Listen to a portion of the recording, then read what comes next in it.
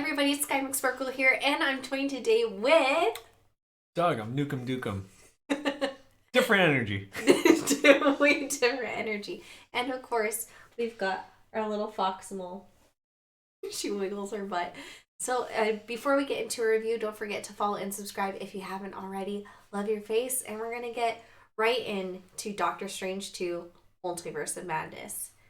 What did you think? Ooh. You don't want to share your opinion first since they're here for your opinion? I kind of feel like going straight for the jugular. Okay, so I'll just give you my overall thoughts then. Okay. Okay. First off, I think it would benefit you if you watched... I forgot to mention, this is a non-spoiler review. Yes, non-spoiler. If you have Disney Plus, I think it will help if you watch What If and WandaVision, so you kind of have a better idea what's going on.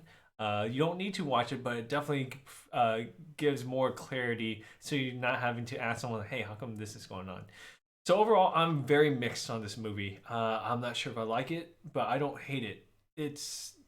I felt like Marvel took a very bold choice. I had no idea that they were going to take the direction it did. It took me about half the movie. I was like so unsure of the direction, but eventually I was like, okay, if they're going to go on this path, I'm going to see where it goes out. And it did get better for me towards the second half of the movie. And at the end of the movie, I don't know how I still feel where Marvel or Phase 4 is going at all. There is 2 post credits that to stay along for.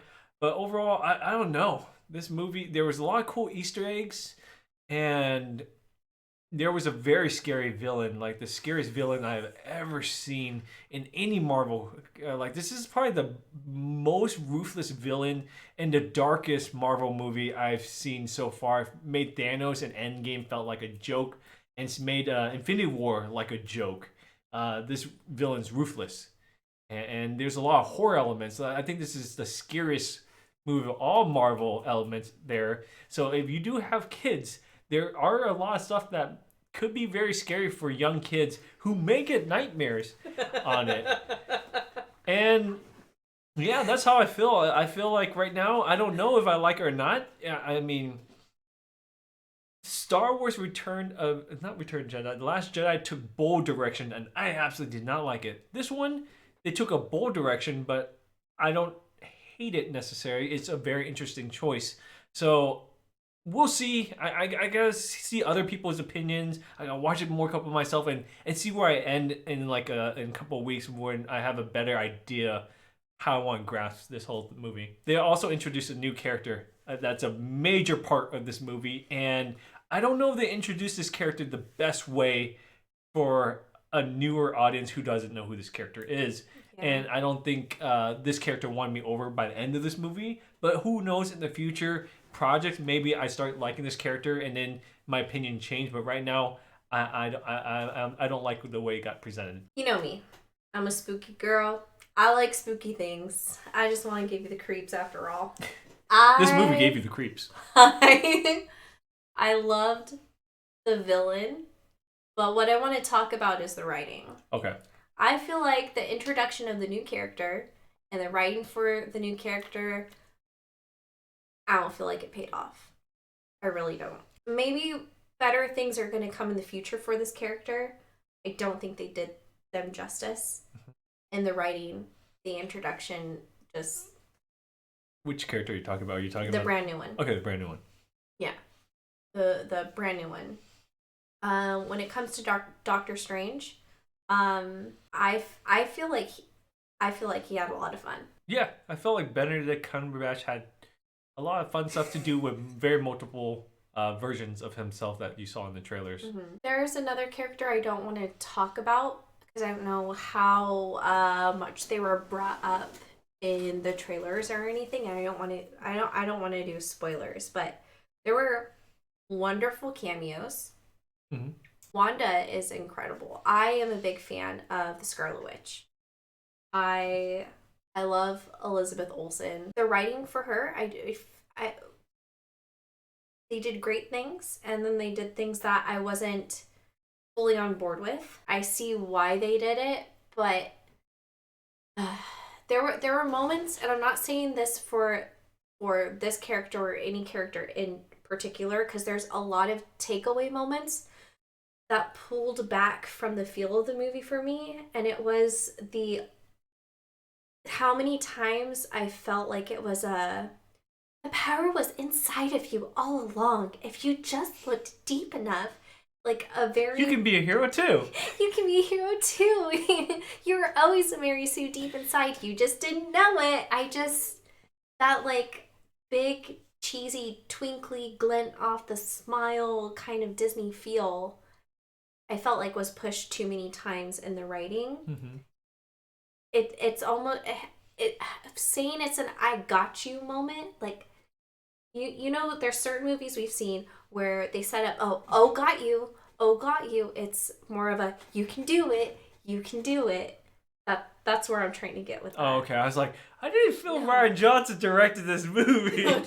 I was like, where was this I got you part? No. But I see what you're saying that you related to. Oh, you can do it. Yeah. Okay, I got it. And that drove me off the wall. Ah. The horror elements were done so good.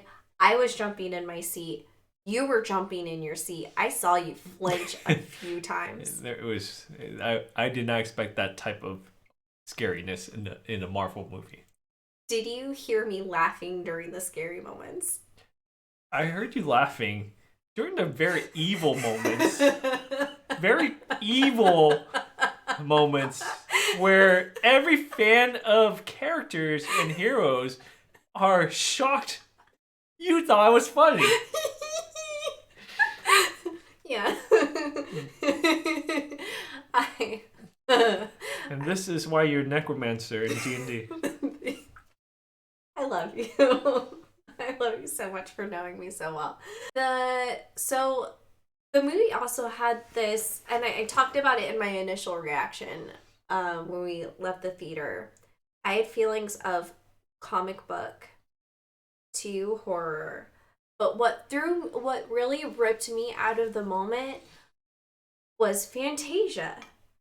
I felt there were portions where I was watching the animated Fantasia, well, like just on the big screen. I'm gonna let you know I didn't like Fantasia. Yeah, I didn't either. Oh, okay. No, I'm not a fan of Fantasia.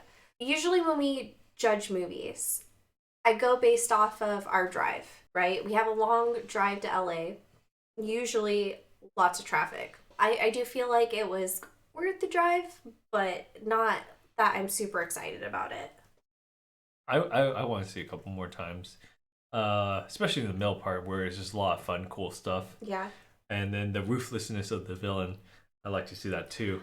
But I want to watch it a couple more times. I don't regret seeing it because I think it's very interesting. It just, I don't know if I agree with it yet. I don't know. It might grow on me over time. I still need time to process and hear other people's thoughts and opinions before I can really form my own, because it's a lot to kind of take in. Where you have this long history of Marvel movies and these Marvel characters, and dramatic changes to them, I think takes adjustment. I would rewatch the villain parts over and over again. Of course you would. Of course you would. I'm really interested to see what people's thoughts are when you guys see it. Don't spoil it in the comments section, but I want to know what you guys thought. Did you have mixed bag feeling like us, or did you guys like it? Did you guys not like it? It'll be so interesting to hear other people's review once the embargo drops, which is in a few hours. Yeah. But I feel like there was a lot of discussion after the movies. A lot of people were discussing about trying to like piece everything together to see if they like it too. Because like I don't think it's that type of movie that you either like it or you hate it. Yeah. It's like, I don't know. You have to think about it, maybe rewatch it. Yeah. I still can't get over the fact that I feel like I was left out of parts of the movie that everyone else was reacting to. And it's like, okay, so for those of us that have watched Critical Role, and we were watching like the animated series, like we were pointing out Easter eggs, and I would talk to you about like, oh hey, well in the live show they did, and we would banter about that. They had that, and I felt like I was missing out. There were so many fun comic book jokes. I knew that they were comic book jokes, but I never read them. Well, when we go to these press screenings, now that it's more YouTubers and people who love comic books than regular media goes to these, or sometimes they split us up, like a purely YouTuber screening and then a fan screening versus a media who not knows it. So in our theater, there's a lot of people who knew a lot of references and Easter egg, and so whenever they get mentioned, they're like, "Oh!" We're like, "Oh man, this would be so cool!" I knew what they were excited about, But hey, there's a lot of good stuff here if you're comic book fans when they start announcing a couple things. And I had some theories when we were going in, and you had some theories. And it was completely wrong. Yeah. Yeah. I can't wait to talk. Don't spoil anything in the comments. We might do after the actual film is released. We might sit down and have like a spoiler talk. I don't know. I haven't decided yet, but I do want to talk about it with somebody who's seen the movie, and I want to know like what they thought was going to happen going in. Again, not in the comments.